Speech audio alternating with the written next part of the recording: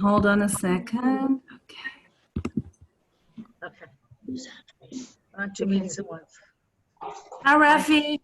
Hi, Kim. Hey. Hi. Okay. Aliyah meeting. Aliyah meeting. People from all over the world want to make Aliyah. So they invited me to speak about Ramat Beit Shemesh. Okay, I'm asking everybody, hi, give it a few minutes, everybody, to sign on. If you are a Ramat Beit Shemesh person living in Ramat Beit Shemesh Aleph or Gimmel, please, you can leave yourself unmuted. If you do not live there and are phoning in to ask questions and hear from people, please mute yourselves. And then we will have people will be invited to ask questions.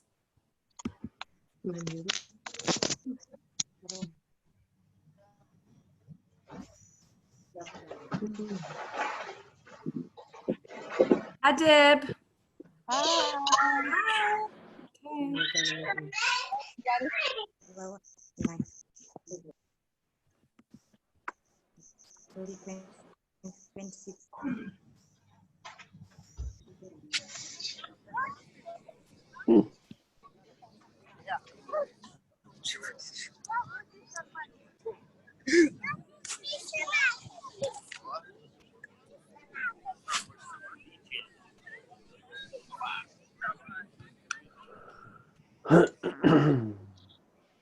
Okay, we have a lot of people signing on, so just bear with me.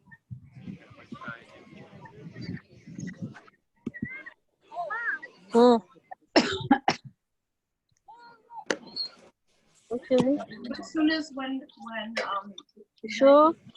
Bon, si il veut venir, on va leur dire qu'ils mettent de l'eau. Ok?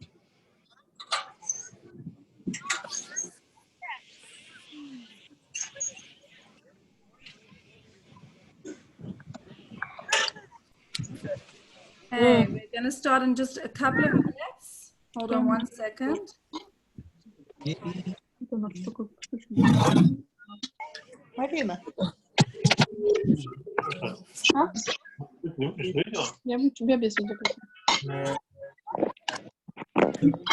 just a reminder to please mute yourselves. There's a lot of echoing in the background.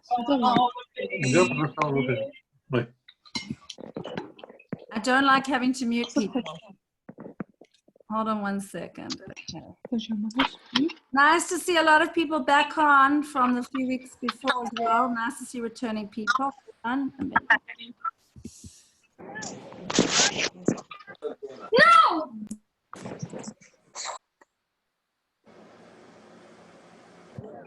Wow, okay. We are really ready to start. Hold on one second. It is this call is being recorded.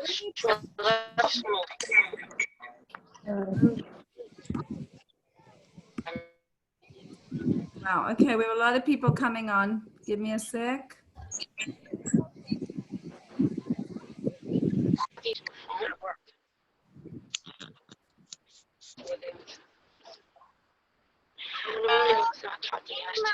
He asked me because it's on our post site. Why would he go to someone else?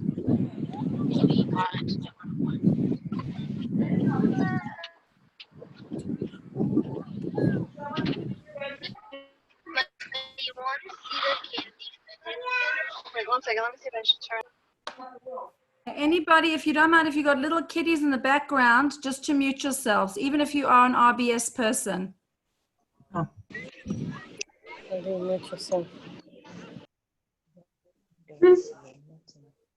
I'm going to start in about, hold on one second. Give me 1 second.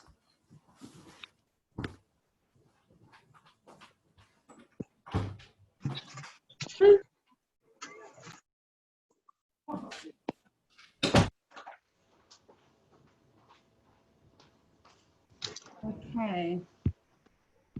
Great. Okay, I'm going to just keep letting people on as we start, but I think we need to start.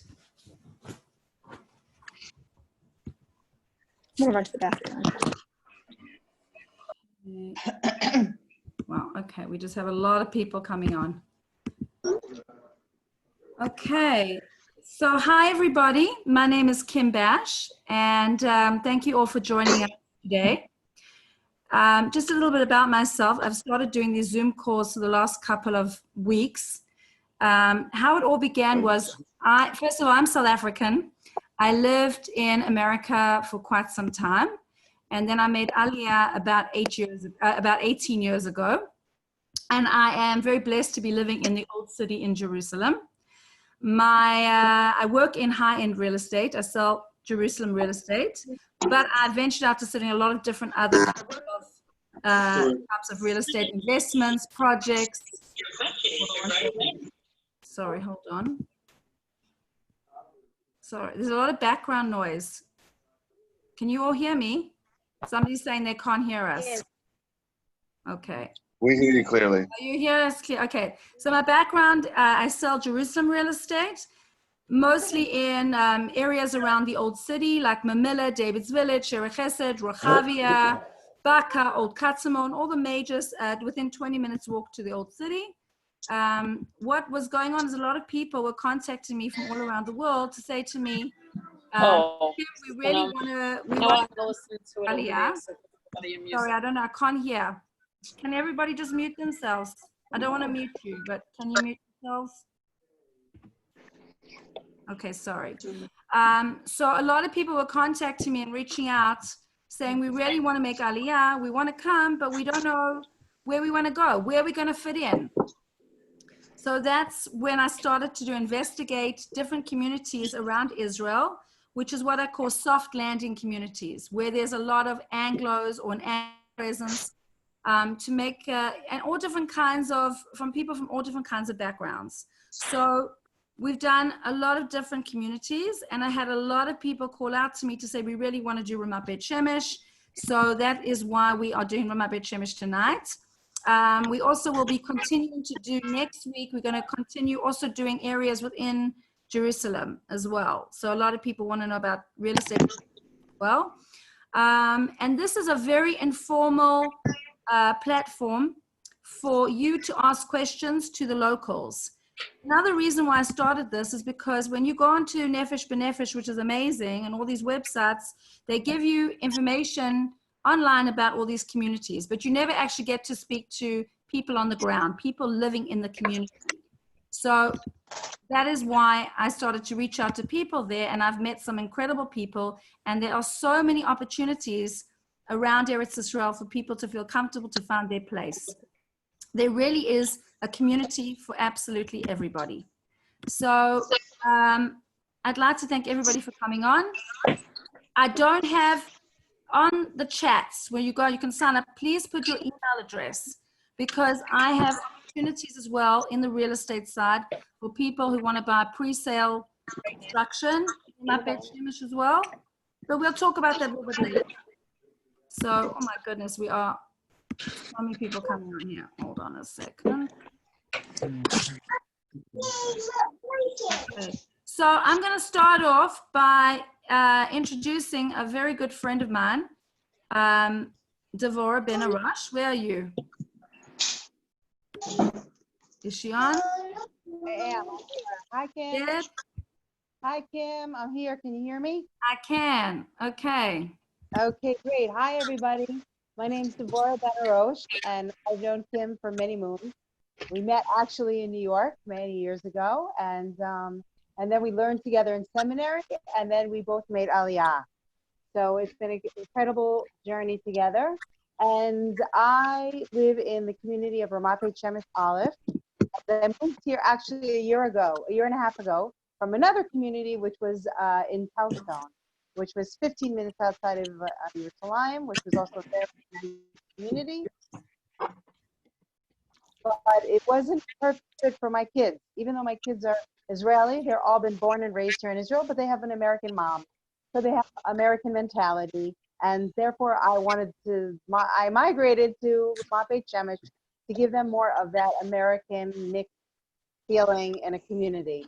So I happen to love living here, and it is very Anglo, but there's also plenty of Israelis, and my kids speak Hebrew usually most of the day, although some of their friends speak only English to them. But I mean, it is a combination of everything.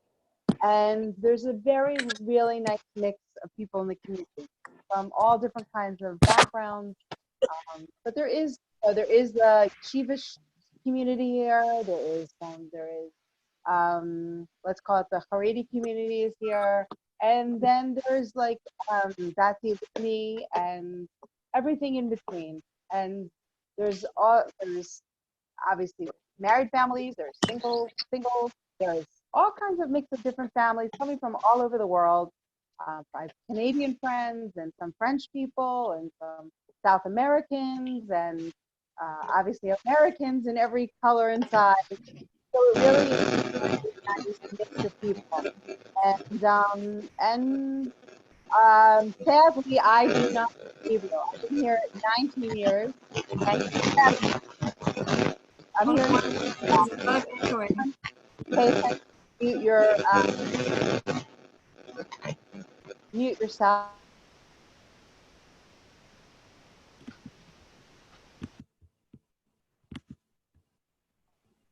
I started Opon years ago, and then I had my baby was born early, and then I had other kids, and then I was working, and I've always managed to be working in like Anglo community. Today, actually, I work on the website janglo.net. So if anybody's interested, there's job opportunities there. So there's real estate. There's all kinds of secondhand merchandise. You can advertise your business. You can post different things there. It's a great community classified website for the Anglos living in Israel. So I have 4 kids, and my oldest is a girl. She's in high school. She goes to a high school called Netivot Hadass here in Beit Shemesh. And then I have my 13-year-old. She goes to Yerushalayim. She commutes to a school called Beit Shulamit, which is in remote Bet. And she likes it both my daughters love their schools. And then the third one was in Ahavat Yisrael in 6th grade this year. And then my son goes to Ma'or L'Tzion, which is actually like a Sephardi school in Beit Shemesh. So that's about me. So Kim, do you want me to field some questions? No, what I'm going to do is let everybody do a quick intro, and then we'll open it up to people. I just muted everybody because there was so much background noise. I'm really sorry. Yeah, great. Is Karen Rubenstein, are you on? I don't understand. Hi, Kim. Hi. Hi, how you doing? Good. This is my fantastic sister-in-law. This is Karen. Hi, everybody. As Kim said, I'm her sister-in-law. Good fortune. Sorry, my son's still up. I've known Kim for many, many years, and she's a great sister-in-law, and she's a great realtor, and you're in good hands. So I don't want to repeat everything the Devorah's just said. I also actually made aliyah to Jerusalem, and I found there wasn't a soft enough landing pad for me because I already had a couple of children. I think that if you're coming without children and, without any babies and they're going to be growing up, then that's fine. But for me, I already had, I think my eldest was only about 5, but I had like 5, 3, and 1. So it was a bit difficult. But here around Beit Shemesh, there's great old pans set up for all the children.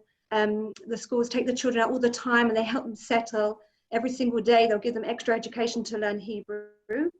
On a social point, for the kids and for everybody who's thinking of making an aliyah, there's people from all different countries, from Australia, from South Africa, from all the different states in America, from England and from France and from all over Europe. So there's a lot of Anglo-speaking people here. It's very difficult to find people you're not going to mix with. I mean, socially, there's just so many different types and so many different backgrounds. Everybody's going to find people and lots of friends. The buildings are extremely friendly. There's always people that will help you. It's such a crazy different cultural difference. It's just like amazing. Everywhere you go, there's just Jews wanting to help other Jews. So it's very, very beautiful. And I don't want to repeat everything the Devorah just said, so pretty much the same sort of thing. Karen, do you want to just talk about a little bit about the community, like in terms of the different schools, maybe? Oh, of course, yeah. Okay, so basically there's a huge array of schools here. So there's obviously lots of Haredi schools, but there's lots of Dati schools and lots of more modern Orthodox schools. I mean, there's something basically for everybody because every single type is here, so everything's been catered for. So there's schools which are more extremely Anglo, and then you get schools which are like Israeli and Anglo, a good mix, so your children will be able to play with like Anglo-speaking children and be able to settle quite slowly, but also get a lot of Ivrit background. And there's very Israeli schools if you want to do the hard, full-on dump your kids into strong, full-on Israeli society. Your choice. So there's lots of different school choices. And obviously there's everything for different ages here, all the way from GAN, from the age of your baby. If you've got a small child from 2 or even younger, you can have your child in some type of babysitting, and then in GAN from age 2. And then that goes all the way through up to full-on education if the children want to go to seminary or even to university, or if they're choosing the army, depending on what choices you want to make or the children want to make for themselves in the future. So yeah. Anything else? That's great. Okay, Majde, hi. Let me unmute you. Hold on. Wait 1 second. Let me unmute you.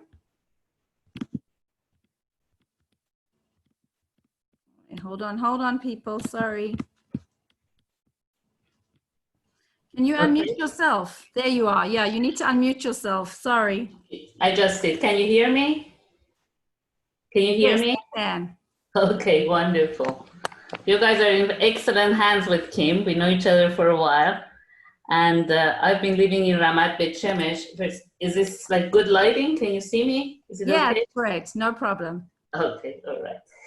So I've been living in Ramat, Beit Shemesh for almost 19 years. We've been here from the very beginning. And we basically saw it being built, and at the very beginning we remember whatever we wanted for our children we had to help create. We had to help with the school, we had to help with any extracurricular activities that you wanted, but that gave us a fantastic group of friends. Nobody knew each other at the very beginning, but now we all feel like family. I've never lived anywhere else in Israel. We moved from Toronto. I've lived in New York and Los Angeles and Toronto, and we moved from Toronto to Israel. We came straight to Ramat Beit Shemesh, and it was wonderful. We had people who did not know us, and they would just do our laundry for us because we didn't have a washing machine yet. People would bring food. Everybody is very, very, very friendly here. Everybody feels a responsibility for people who make aliyah here. I've never lived again in any other city, or in Jerusalem I haven't lived anywhere, but from what I understand, there is this feeling of friendship and family here that it's hard to find in cities because they're much bigger and maybe neighbors don't know each other. Over here, we all started as young families. My kids were small. They were 6, 5, 4, and 3 when we moved from Toronto. Now they are 25, 23, 22, and 21. And they've gone through schooling here. They speak English at home, but they're totally fluent in Hebrew. They're Israeli American. You know, because we have been in this town, and pretty much I would say at least half of the people who live here now, they're all Anglos, right? Everyone speaks English. The kids speak English. I remember when they were in elementary school, they had to they call it mifsa. They had to like do games to encourage them to speak Hebrew during the recess because everybody was American. You know, so, but at the same time, they had, I think, as one of our other friends said, what happened was that they did give classes, Ulpan classes to the kids. They worked with the kids because there were so many immigrants here. It was a Olim community. They really helped with the kids, and the kids started to blossom. And thank God, you know, they went through schooling. They can basically go do seminary, army, Sherut Leomi, anywhere that you want your kids to land or they want to land themselves. Basically, there are options open to them. And again, one of the reasons that we liked Ramat Beit Shemesh is that it was a very soft landing for us. I remember when we moved to Israel, funny to say, but we were ready for Israel, but we were not ready for Israelis. That was one of the reasons that we chose Ramat Beit Shemesh, because we just were more on the soft side. You know, we couldn't like scream and make sure that we get what we want and all that. So for us, the culture was more an American culture, and we felt more comfortable here. And you know, thank God for Hashem, you know, we're happy here. Thank you. I And also want to- Moshe, you also, you bring a lot of, do you want to just tell people very briefly what you do? Oh, so what I do is that I used to practice law when I was in Los Angeles, and also I used to practice law when I lived in Toronto. But when we moved here, actually, this is a good thing that you mentioned, because when people want to make aliyah, and I'm saying this from personal experience, when you want to make aliyah, you're always worried, like what's gonna happen, what kind of job I'm gonna land, especially the husbands are worried about parnasa. Look, we do have people who go back to America and work and come back here, they travel. But usually what happens is that when you move here, you find your niche. And a lot of people found employment in their field. Like my husband was a robotics engineer. He found job exactly in a company that was working with his company in Canada for many, many years, out of the blue. But this is Hashem's hashgacha. But what I want to say is that a lot of people end up doing what they really wanted to do all their lives, but they were not doing it. And then when they come here, that gives them the opportunity to basically find their niche and do what they like. For example, myself, I always liked to live, I always was a community volunteer, let's say, right? I was on a lot of different boards and everything, doing volunteer work for the community. When I came here, we were back to Shuba for many years, and I had a lot of friends, their kids were intermarrying. So before I knew it, I opened up a nonprofit organization, and I do kiruv, and I'm very happy with it. So it's, this is what my passion was all the time, and I would have never done it if I continued living, in Putzlaris. But now here, I do it, and I'm in touch with all my friends, and I'm making them religious. So. Thank you so much. I really appreciate it. Okay, I want to just cross over quickly because a lot of people are waiting.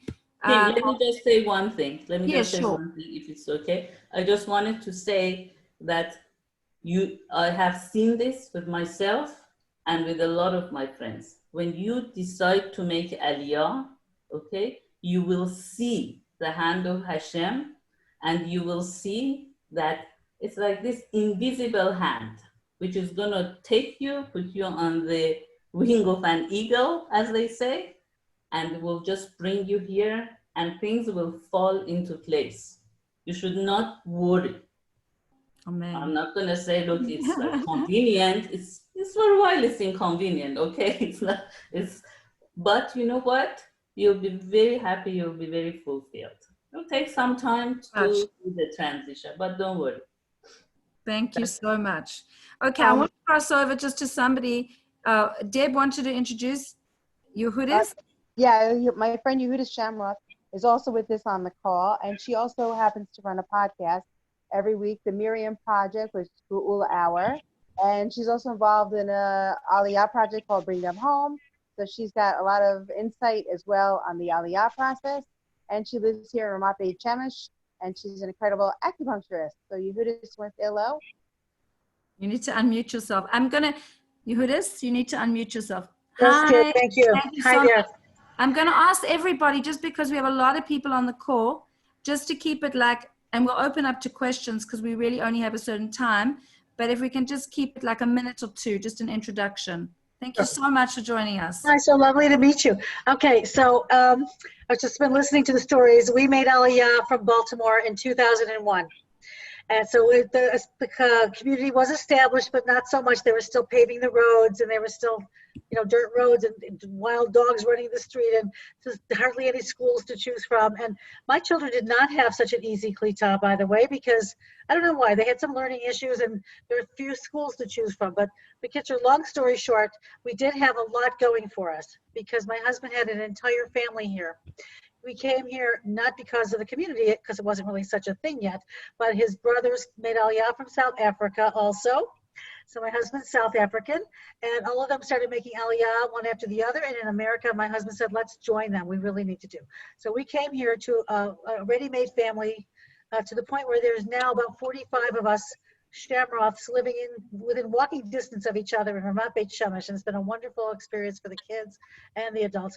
But anyway, it has grown into a beautiful community, and there's unlimited learning here, unlimited chesed here, unlimited educational possibilities, working possibilities. Who would have ever known? I was actually very afraid to come to Israel at all. When we came here, within 2 weeks, I said to my husband, why didn't you bring me here 10 years ago? My neshama belongs here. So anyway, my kids had a lot of struggles. As I said, they had to go to different schools in Jerusalem. It was not an easy path for them. I'm an older mom. My kids are now 23, 24, 25. And my youngest is married. She was an Israeli, which is amazing. She's in school for physical therapy. And my oldest just finished school at Machon Lev, a boys' school, and he's got a bachelor's degree in in business.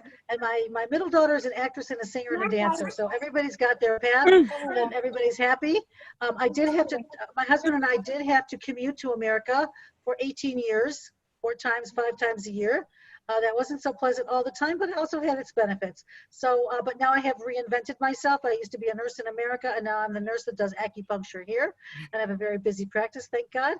And I'm busy helping people make aliyah, and busy helping people talk about the Oleh and raise the consciousness about the fact that we're living in really amazing times right now. So please come and join us, and we'll do everything we can to help you.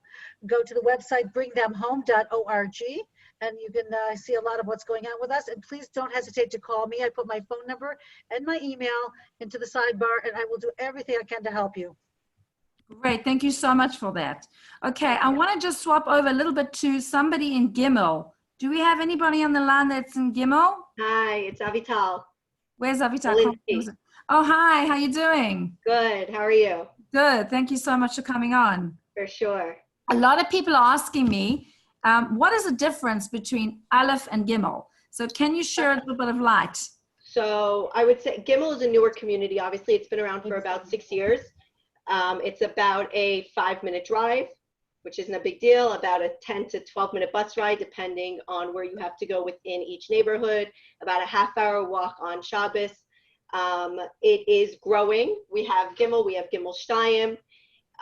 It's different in terms of its base. You have Aleph was obviously established about almost 20 years ago, So you have families that have been there for a while already, since Gimmel's only 6 years old. Most of the families are younger.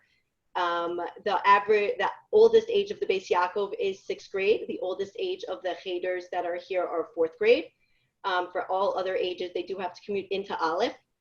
And it's a lot of people do it. You'll see the buses are very full in the morning, which has its ups and downs.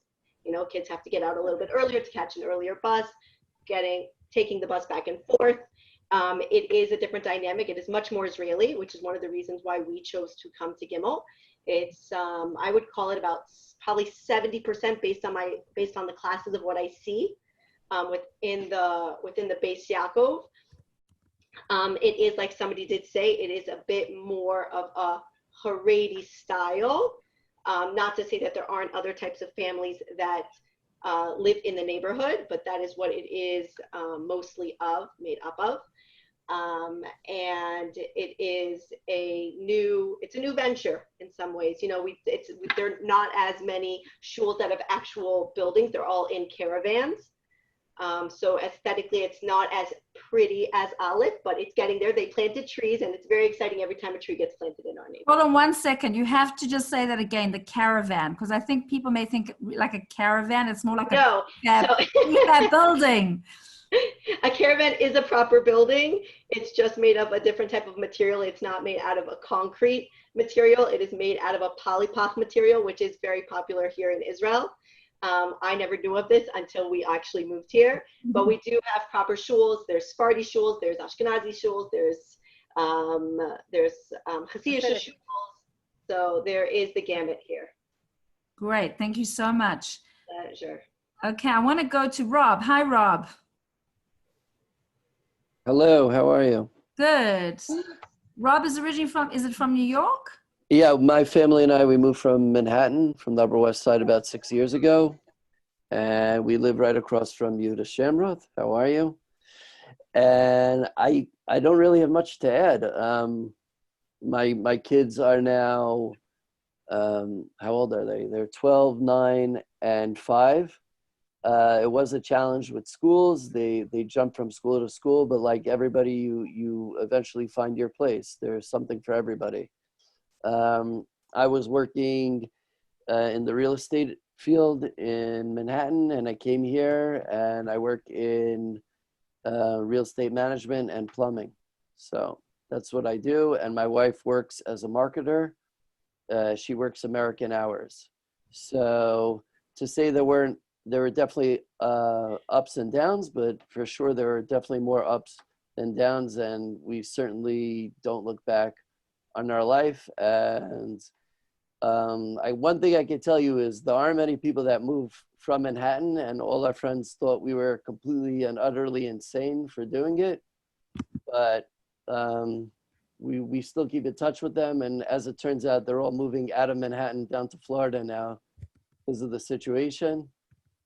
So needless to say, we do not regret it one moment. We're very happy. And like any place you live, it has its challenges. Everybody has their own personal challenges that they go through, but I'd much rather have those challenges here in Eretz Yisrael. And, you know, that's the general statement. And have you made lots of friends? Of course. Like any place you go to, everything takes time. The most important thing is to stay the course, not to get worried. Everything takes time. You're not going to have a best friend the first day. You're not going to have a best friend the first month. But over time, you're going to meet people who want to help you out. You're going to want to help them out, and you become friends with them. In fact, I have another neighbor on the line who's not my neighbor now, Yitz Lipschitz, and we happen to be very good friends. So look, I was never friends with anybody from South Africa before I moved here, and now I'm friends with people from South Africa, people from England, people from France. So it's a new world, and it's a great world, and we're very happy here. Great, thank you so much. I want to just introduce one of my partners who is really, they do amazing work, and I don't know if any of you have heard of them, but I want to take the opportunity to introduce you to Rafi from Olim Advisors. And for anybody looking to make aliyah, please listen out because he's incredible and they run an incredible organization. So Rafi, you're on. Thanks, Kim. I appreciate it. Hi, everyone. I think when Kim and I met, we both realized that we share a passion, which is to help people make aliyah. And for me, it's actually a two-part story. I initially made aliyah when I was a kid from South Africa back in 1977. We lived in Israel for about 8 years. Then my dad, like a lot of Israelis, said, "When go to America, make a lot of money and come back in 2 to 3 years." And unfortunately, that didn't quite happen according to plan. We ended up living in the States for about 30 years. And then finally, I moved back, came back home with my wife and 4 kids 5 years ago. When I came back, I realized how hard it was to make aliyah. I speak Hebrew fluently. I grew up here, but yet there were so many challenges of just day-to-day and getting situated and getting acclimated. And I sat down with my sister who lives here. We both live in Hashmonaim. And I said, look, we have to help people. We have to help people get here, and we have to help people settle in and be happy. And so we went and we met with Nefesh B'Nefesh, and we said, look, this is what we think. This is the idea that we have. What do you think? Is this something that you think is necessary? Is this something that you're doing? And they said, it's absolutely necessary. People need help. It's not our focus. We don't focus necessarily on the post-aliyah. We primarily focus on the bureaucracy and getting people here. And so that was really the springboard for us almost 5 years ago for myself and my sister Laura to start an organization, as Kim mentioned. It's called Olim Advisors. And really what we do is we start helping people from anywhere from 6 months to a year before they make aliyah. People contact us and say, I've been dreaming of making aliyah, but I don't even know where to begin. I don't know where to live. I don't know what community. I don't know how to find a home. I don't know how to find schools for my kids, and so on and so forth.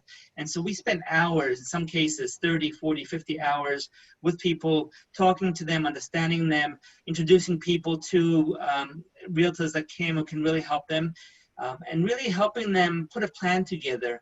And then once they get here, that's where we really roll up our sleeves and get involved. We will go with them to the bank, we'll go with them to Mishrad HaKlita, we'll go with them to Mishrad HaPnim, and really within a week or two, we get them set up. So all the utilities, as everybody knows, the nightmares of dealing with Bezek and the bank and so on and so forth, we take care of all that for our Olim. And we're here anywhere from 6 months to a year after they make aliyah with anything that comes up, whether it's how to make a doctor's appointment, how to communicate with the banker, how to go to the makolet and the supermarket and how to buy things. And so from my point of view, we're just looking to work with people like him, amazing people that really want to help all people from around the world make aliyah. And so I'll put my contact information in the chat. If you have any questions, just, any basic questions, any general questions, just feel free to reach out to myself or my sister, and we'd be more than happy to talk to you, to guide you, to help you in any way that we can. So thanks, Kim, for organizing it, and I really wish all of you guys batzlacha and good luck to everything that you do. Thanks so much, Rafi. Rafi, please make sure, don't forget to put your email address on the chat. And anybody who has any questions, to please contact Rafi on his email. You can send, or through me if you don't reach him, through me, and I'll hook you up. People are asking, another person just asked me more about Gimmel. Do we have another person on the call from Gimmel? Yeah, I live in Gimmel Shtayim. It's very new. It's only been here for about 2 years, I think. It's mainly Hasidish. I think it's like 70% Hasidish. The rest is, I think, Haredi. It's mainly Israeli, but there are lots of Anglos. Like, we used to live in Gimmel, and then a year ago we moved to Gimmel Shtayim, and I'm much happier in this area of Ramat Beit Shemesh. I've made like so many new friends, lots of Anglo people. Everyone's very down to earth and easygoing, and for instance, my husband and myself were not Hasidish at all, but it's really comfortable here. I think because it's not very intense, the people are just like very down to earth. So no one really there's not such crazy boxes here. It doesn't feel like intimidating in any way, but it is new. So we do have shuls, but like Avital said, in Gimmel, it's kind of like more caravans. Not tiny little caravans that you think on Yeshuvim. They're like built to look like shuls, but just the material that they're made out of is different. It's not brick. And again, it's mainly Hasidish, but there's a Sephardi shul, there's Haredi shuls, there's Anglo as well. Like I said, there's lots of Anglo, but apart from that, there's nothing really here just yet. Like, there's no schools. There's schools in Aleph, there's schools in Gimmel. I don't know if they're going to build schools just yet because it is new. I'm not exactly sure how it's going to develop. It's literally mainly just a neighborhood right now with like a Koled and a bakery and things like that. And I think out of all the communities out of Aleph and Gimmel, Gimmel Shtayim is definitely the smallest, which I personally like because I feel like it's a nice community. Like, I feel it's much smaller. You bump into people more. It feels kind of more like a family because there's only like a few streets. And that's it really. I think gradually as it goes around, it will develop. Sure. Sorry, Talia, I have a question. So it's Gimmel 2, so it's an extension of Gimmel. Of Gimmel, yeah. Of Gimmel. And what about transportation? So we have buses. We just, I think about a month or two ago, we got a bus that goes to Jerusalem, which is really helpful. There's main buses. There's a bus that goes to the shopping mall and the train station. It takes about, I think it's like a 15-minute ride maybe. So if you work in Tel Aviv or the city, you just get on the bus and it takes you directly to the train station. And yeah, there's tons of buses. It goes all to Aleph, it goes to Gimmel, it goes to everywhere. Like, it's very functioning neighborhood. You don't feel cut off in any way. It's just obviously because it's newer. I think the only downside of it is that it's obviously a bit further behind the other places. Like I said, there's no schools yet. They just opened some like playgrounds and parks, but it's a lot slower in developing in that sense. But you can definitely get anywhere you want to get to without any problem whatsoever. I think they are opening the mikveh here. They don't have the mikveh here yet, but you can go to Gimmel, which is like a 5-minute bus ride away. Like, everything's within reach. Like, there's really, like, I don't feel like I'm cut off or I'm missing out from anything living here. I just feel like it's a much smaller community, which I said, like, I prefer more because it's just nicer. I like the smooth vibe of it. Thank you so much. I want to, because we got a lot of people still asking questions on the chat. I'm sorry. You can't walk. Somebody asked, can you walk from where you are to Aleph? No, it would take a long time, correct? It depends. It depends where you want to walk to. I walked to, I don't know if anyone knows the streets in Aleph. On Shabbos, I walked to Ayalon, which is one of like the main streets in Aleph. I went to a really big park there. It took me, I'd say, about half an hour to walk. Oh, so it's not too bad. It's not terrible. It depends where you want to go. There's other places that would take me 15 minutes. It really just depends where you want to get to in Aleph. And also we can walk to Gimmel. It takes us 15 minutes to get into the center of Gimmel. So it is doable to get to the other neighborhoods. It's really not terrible. Great. Okay, I just wanted to address something very quickly. I will cover the real estate opportunities at the end of this call. Okay, for the people that are asking about pricing, sales, rentals, etc. I want to go over to Yitzi. Hi, Yitzi. Can everybody hear me? Yes. Okay, great. I live in the Mishkafayim neighborhood. I saw someone asked recently. Mishkafayim is actually just in a walking distance from Aleph. It's very close. Okay. Yes, the Mishkafayim neighborhood, if anyone's from South Africa, they'll remember Rabbi Shane from Osamach. He's got one of the shuls here. It's a thriving community.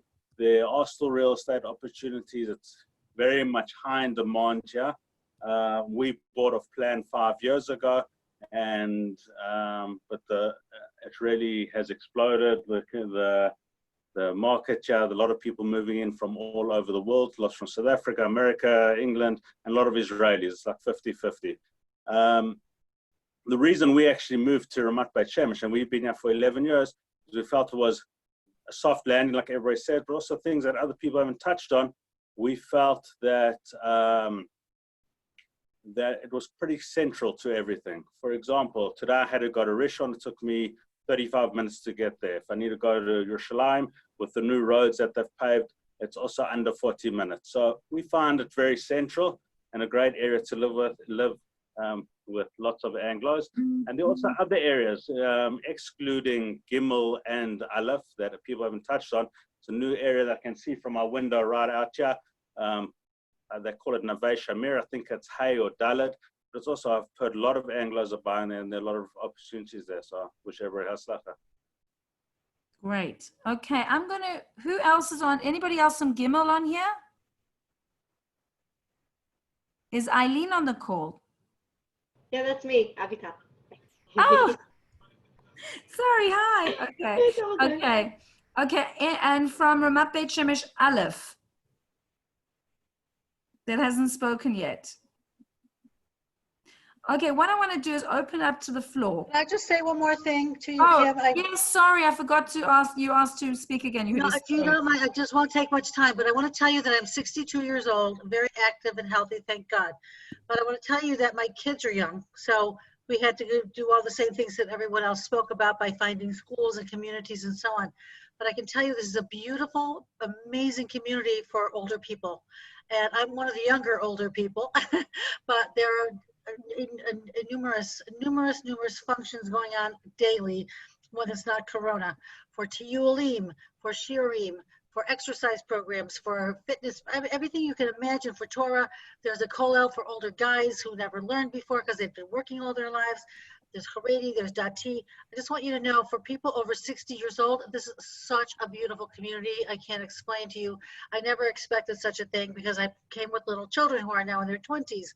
But we are all, we really all can find a place here. We can all fit in here. So don't worry about the fact that it could be just for young families and little kids. It's for everyone, everyone. So please come and please call me. I put my details. I'll explain. Thank you. Okay, so what I want to do is open up to the floor. And if you just unmute yourselves, you can address it to anybody who's from any of the communities, and we'll take it from there. Anybody want to ask any questions? Can I ask a question, please? Sorry. If you just don't mind introducing yourself. Okay, my name is Esther, Esther Gluckman. My daughter made aliyah about a year ago. My son is planning on making aliyah when the skies open, you know. I just want to know, you know, my husband and I are older. We've heard a lot about Ramat, Beit, Shemesh, Aleph, and we just want to know, because we still need to work, are there job opportunities for that age group, for our age group? Anybody want to answer? Karen?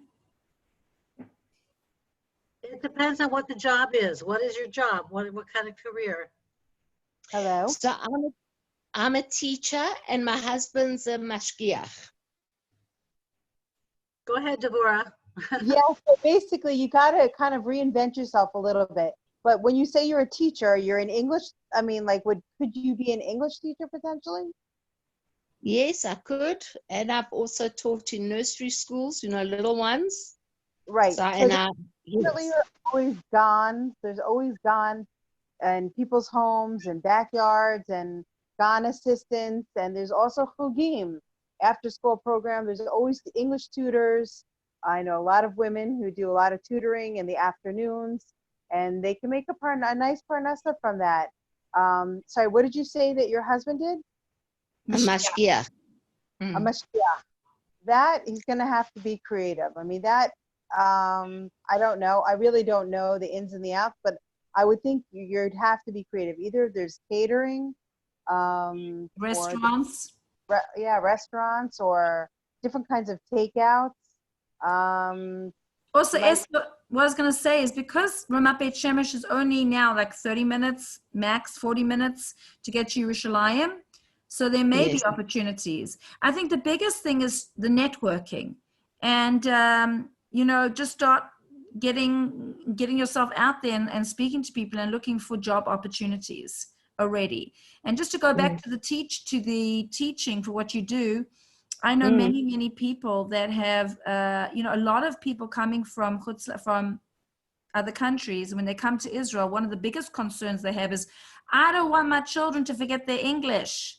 So I know that in my community as well, there are a lot of experienced English teachers that make quite a nice amount of money doing private lessons. I know Karen, my sister-in-law, her sister-in-law is one of the best English teachers in Renana, and she reinvented herself. She completely made this amazing program that she teaches all the way, I think, up to high school, teaching them, you know, to do their final exams, the matriculation, whatever you want to call it. I don't know what you call it whatever their final exams, and she's got a whole program that she does, and she does really, really well. So I think it's about being creative. And also, again, you've got to network. You've got to send out resumes. You've got to start connecting with, if you're intending to come here and you're worried about the money, you have to start thinking about what you're going to do to support yourself, especially coming from South Africa, unfortunately, when the exchange rate is quite, you know, not so great. But my parents made aliyah 5 years ago, and they were okay. Unfortunately, they both passed away this year, but they were okay when they came. And they did odd jobs here and there. My father was walking people's dogs. It was very interesting, you know, and my mother was teaching people how to knit. And it's a much more simpler way of living. Okay, That thank you. answers your question. Thank you so much. Can I Okay. add something to that for her? Can I Yeah. add something? Sure.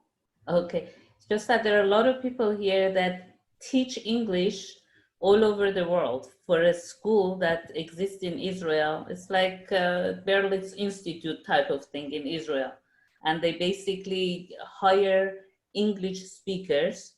And these English speakers teach to people in China, Europe, anywhere that you can think of. They teach online. So that's an opportunity. I know a lot of people who do that too. Thank you. Thank you. Anybody, people are asking more, I think, about schools. Let me just go up to the chat quickly.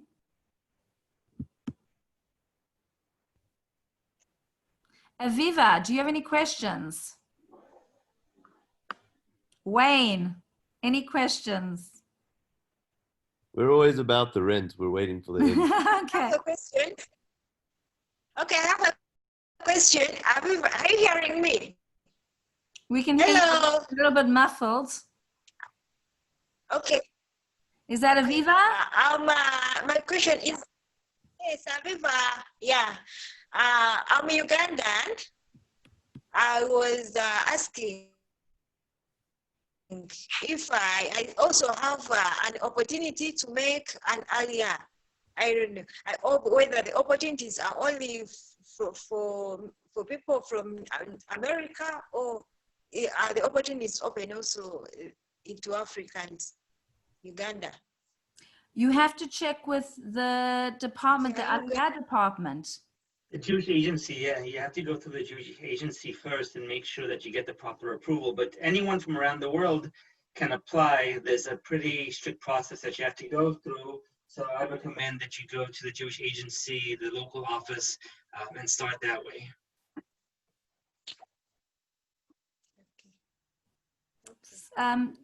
Somebody's asking about hospitals. The nearest hospital to Ramat Beit Shemesh. Hi, Kim. The nearest hospitals are all in Jerusalem at the moment. So there's supposed to be some new hospitals.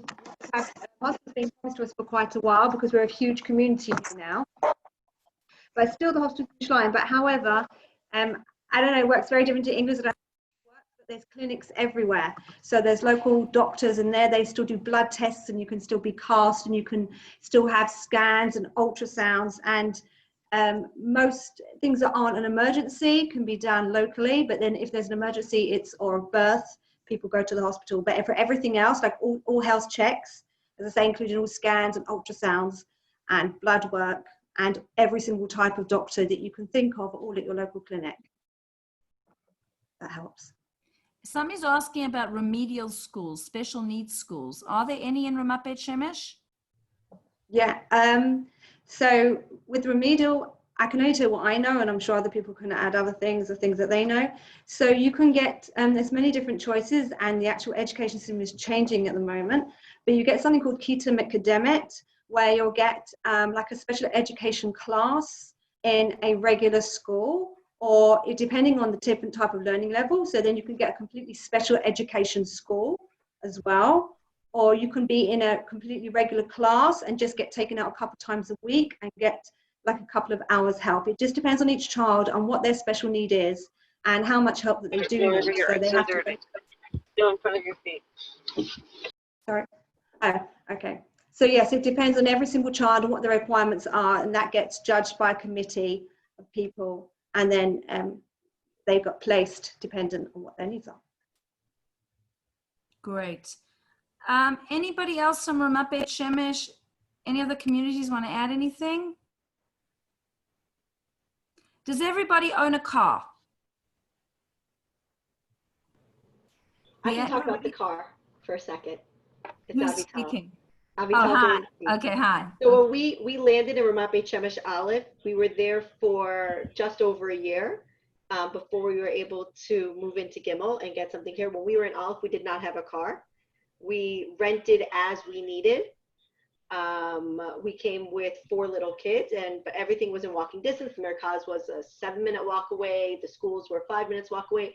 And really, we didn't feel that we needed a car because we were very everything was so local that it wasn't, we didn't need the added expense, and we didn't feel it was worth bringing our minivan on a lift because of the cost of the import. And we wanted to have the money from selling our van while we, in Toronto, where we were before we made Aliyah. When we moved to Ramat Beit Shemesh Gimmel, it was starting out. And at that point, we felt that we did need a van, or we needed a car. We got a 7-seater. The truth is that I get very motion sickness, so I can't really take buses. And that was part of our decision, is that I don't feel like I can go on the buses without getting sick. And so that's why we did it. The truth is that on a day-to-day basis, post-corona, we haven't really used our cars so much because the kids aren't going to the hugim. A lot of the swimming hugim from Gimmel to Aleph. So the commute over there, we felt like we needed a car for the extra hugim, and that's why we purchased a car. And it's definitely an expense that you have to factor in on your day-to-day basis. But Ramat Beit Shemesh in general there's buses all the time, and especially depending on where your kids are going to and from an Aleph, usually things are very much a walking distance, and the kids get used to walking, which is a big bonus here. By themselves as well, which is very new for a lot of people. Yes, by themselves. My 10-year-old daughter walks 7 minutes to school every day, and she's been doing it for about 2 years now with everyone else walking.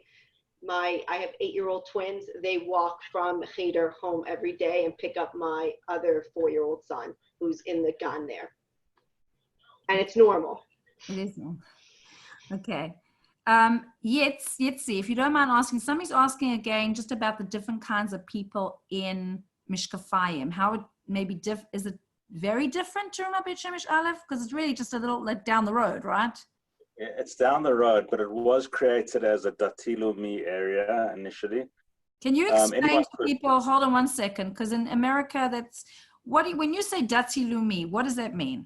It's hard to actually explain really, but it really means that, for example, it's more defined by your kids. For example, my kids go to a school where they will say Hallel on Yom Ha'atzmaut and that type of thing. They're openly accepting of the state, which I'm saying everybody is probably, but I'm saying it's more outwardly. We have a flag up on Yom Ha'atzmaut, that type of thing. But it's a very mixed area there. We've got Haredi neighbors, we've got Israeli neighbors, Sephardi, and do their thing, and we do our thing. But it is primarily more Dati Leumi than Haredi. Probably the majority, I'd say, if that explains it. Okay, thank you so much. Another person was asking, maybe Deborah, you want to just elaborate on it, like the schools again, like the difference with the schools. Is it hard for kids to get into school? If you're coming, somebody asked me to have a 10-year-old coming. They don't speak any Hebrew. So what kind of help and support would somebody coming in who doesn't speak the language? I think you mentioned in the beginning of the call, maybe we missed it, for those people who came on later on, would they be able to provide some sort of like Ulpan inside the school system for the kids that don't speak Hebrew? So I just want to say, yes, they do have Ulpan in many of the schools, but schools, it definitely can be difficult to get into, but there are, Israel is all about protexia. So it's like sometimes like you want to try and get into a school, or you need to get into some kind of program or something, you need to know somebody. So that's probably why Yitzi's organization, the Rafi organization would be very, very good to be in connection with, because he could probably help pull some strings to help get all the paperwork and get all the, the I's dotted, the T's crossed, to be able to help pull some strings to get into the right school. So it depends, because like right now we're at the end of the year, so next year's a new school year. If a class is already filled, they may say, nope, sorry, we're filled. So, but there are ways to kind of go circumvent the system to try and get into a class that somebody might want to get into if they're trying to either come this summer or even in the fall. And what about maybe, who sends to Beis Yaakov? Any of the girls' schools? I know, Karen, you've had experience with Beis Yaakov. We sent to Gimmel. You I used to sent send to Beit Yaakov. Okay. They're finished now. Okay, so they finished. Because Ella's finished now. Okay, so there's honestly, Ramat Beit Shemesh really has a melting pot of so many different types of schools available. So I don't think anybody should really be worried. What I would advise people to do, a lot of people are reaching out to me from everywhere. What can we do? Because it's going to take a while for the paperwork. Nefesh B'Nefesh and the Jewish Agency right now are inundated with application forms. So, and I think Rafi, maybe you can chime in a little bit here and give me some backup here. But I think the best, you need to start, if people are serious about aliyah, you need to start getting all the paperwork in order. Everything that you need. And Rafi can maybe do a little quick summary of what you think needs to be done. Sure. And another thing I just want to add, which you can do now, is start learning Hebrew. There are so many amazing online opportunities and programs that you can start your kids going on and learning right now, especially during these times when there's no summer camps and there's nothing really going on. I think it's just an amazing opportunity for people to start learning the language. I'm going to hand it over to Rafi. Right. So as Kim mentioned, it is a process, and we always recommend that people start it as soon as possible. Even if you're not sure exactly when you're making aliyah, it's better to get the documents in order. You need your birth certificate, your marriage certificates, apostilles, so on and so forth. And Nefesh B'Nefesh and the Jewish Agency do a phenomenal job in really laying out all the documents that you need. And they're also trying to get people here as quickly as possible. And so for those that have gone through the process and have been approved, there are actually flights that are arriving this summer. So there are flights that are coming in July and August, and people will be making aliyah. And so what I would recommend to all of you is to make sure that you have those documents. I know it's challenging because some of the consulates are still closed and some of the agencies are still closed, but really try and get that in place, because the Mishrad Apnim, the Office of Interior Ministry, won't accept you until you have that documentation. There's no way around it. But once you have those documents in place, definitely open up a file with Nefesh B'Nefesh, start the process, and they will try and get you here as quickly as possible. And one last piece of advice, a lot of people in the past used to come in the summer. That was traditionally the time that families wanted to come. But what we're seeing now, more and more people do, especially if they have younger kids, is come in after the Chagim, come November, December, January. It really doesn't impact the little kids if they come in the middle of the year, and it just makes the process in some ways a lot easier because it's not as chaotic of a time. So just keep in mind, do the paperwork, and then just try and get here as soon as you can, which will help you, with the process. There's a question from Joel that said that he asked, if you do come and make aliyah, you can't really make aliyah without all your paperwork. But some people are coming to Israel on a tourist, or just coming as a tourist, and they're not leaving. There is, I don't know if that's good or bad, but sometimes that's what they've done, and they've made aliyah from Israel. So, Rafi, what are the negatives and the positives of doing that? Well, the positive of doing that is that it might be easier for you to get here, so you can come here on an A1 visa, which is less paperwork. And so if you want to get here sooner than later, that is an option. And then once you're here, you can apply, you can do your aliyah from Israel. The downside is just getting the paperwork. If you have to get certain documents mailed to you, if you have to go physically to get your passport and things like that, if you're based in Israel, it's a bit more challenging. But we do have quite a few Olim that have just said, you know what, we're going to come on an A1 visa or a tourist visa, and then from here we'll figure it out. And so that definitely is an option that is a viable option for certain people based on your situation. So I would recommend that you look into that as well. Okay. I just wanted to ask, because we're coming to the end of the call, this call is being recorded, and I will get it out. If you do want a copy of the recording, you have to email me, okay? In the chat, you have to put your email there, or you can email me. I'm just going to tell you my email address. It's on the chat. Kim, K-I-M-L Bash, B-A-S-H, @gmail.com. That's Kim, K-I-M-L Bash @gmail.com. You can also find me on Facebook, and I also put my phone number if anybody wants to WhatsApp me. The other thing I want to talk about is that I, as an agent, I have real estate opportunities for people that are not necessarily offered to everybody. So I do have some pre-sale opportunities, projects, and things like that available. If anybody's interested in these opportunities, they also need to email me. I'm not just going to put it out there for people because it's a restricted amount of apartments that I have available for me. This is pre-sale, meaning that they're still 2 years away from being built. There's pros and cons to that. When you're buying off plan, it means that the developer won't necessarily need all the money straight away. So for some people, it's easier because they only need to put down, like, for example, a 20% deposit on new construction, pre-construction, but it does take time. Now, and all the people living in Ramat Beit Shemesh, you can also chime in here, but what I've noticed, the trend in the market, is that Ramat Beit Shemesh has stabilized in the prices of mostly on sales side, because there's a lot of opportunity for people to buy in the newer areas outside. So there are some very good deals, if you want to call it, right now.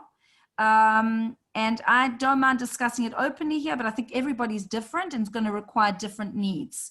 So there's a lot available right now. That's all I can tell you. There's a lot of, and also another thing I want to also share with you is a lot of real estate brokers. There's a lot of websites to go onto. The reason I made this forum is it's a very chilled environment to ask questions, and I didn't want brokers coming on to solicit business. I have relationships with different brokers and developers that I trust, that I know that will take care of you.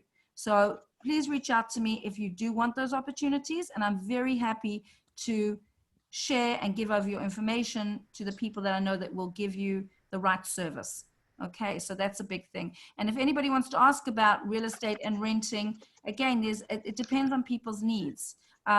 Maybe Rob, I don't know if you want to share, but you can give an average of what I know you're renting, of what kind of apartment or place you live in, and what people can expect to pay. Sure, it really depends the area you live in.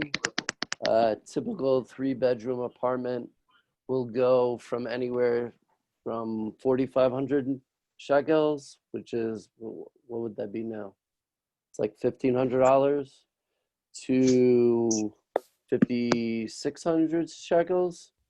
It really depends where you live, what type of apartment it is, if it has a garden, if it just has a merpeset, if it's in a newly developed area. So that's pretty much the range for a 3-bedroom apartment.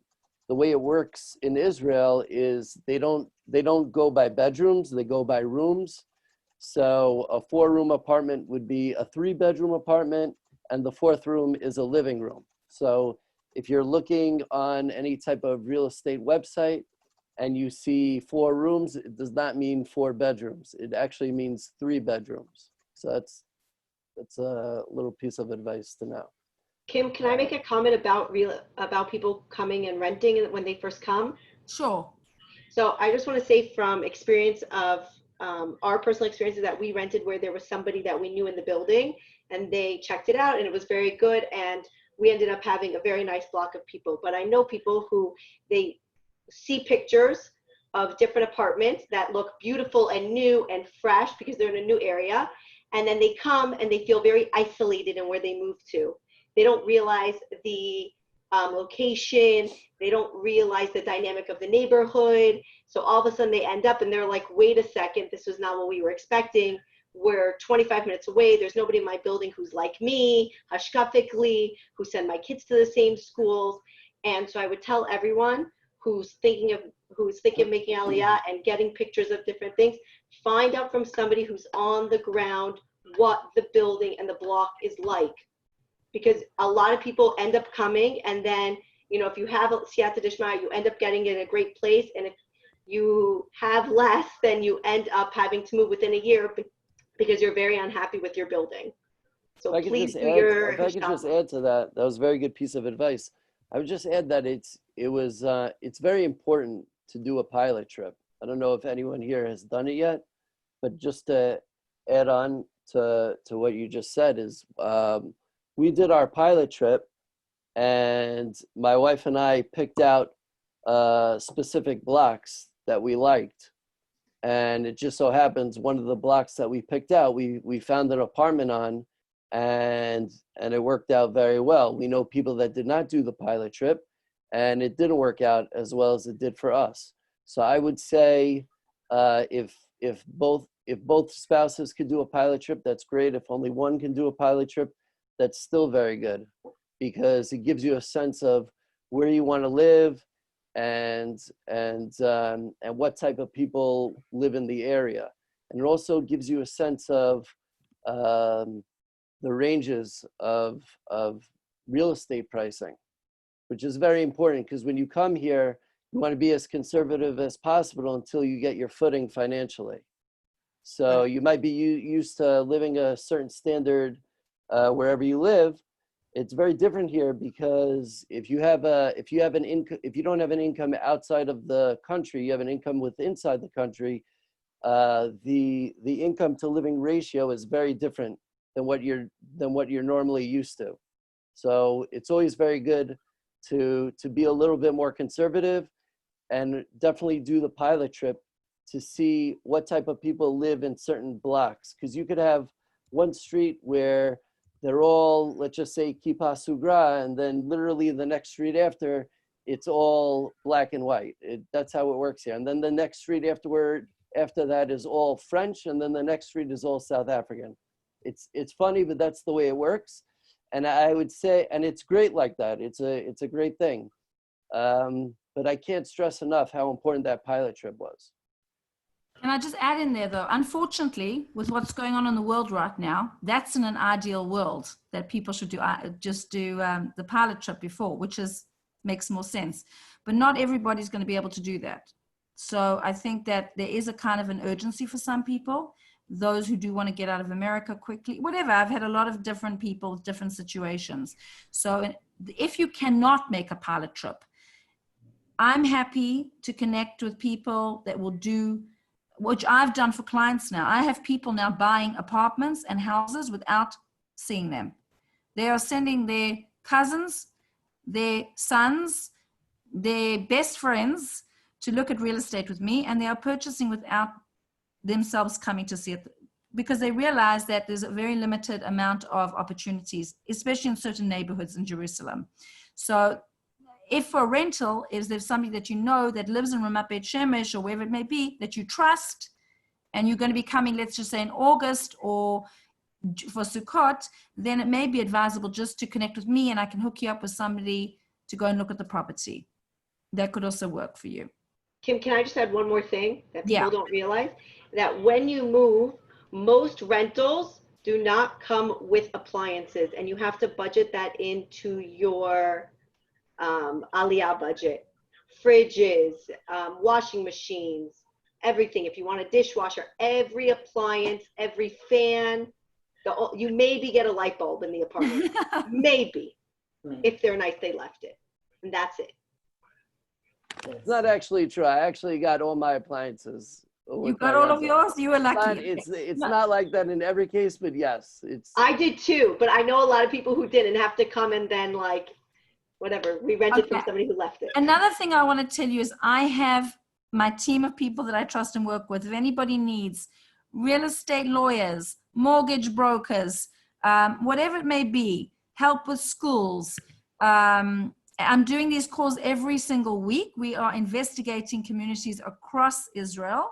If you want a particular or want me to look into a community for you, please contact me privately, okay? And I will do my best to put that on the list of places we're going to be doing. Next week, we're going to be doing a community in Jerusalem called Ramat Beit. And we're going to probably do another one at this. We're going to do one after each other.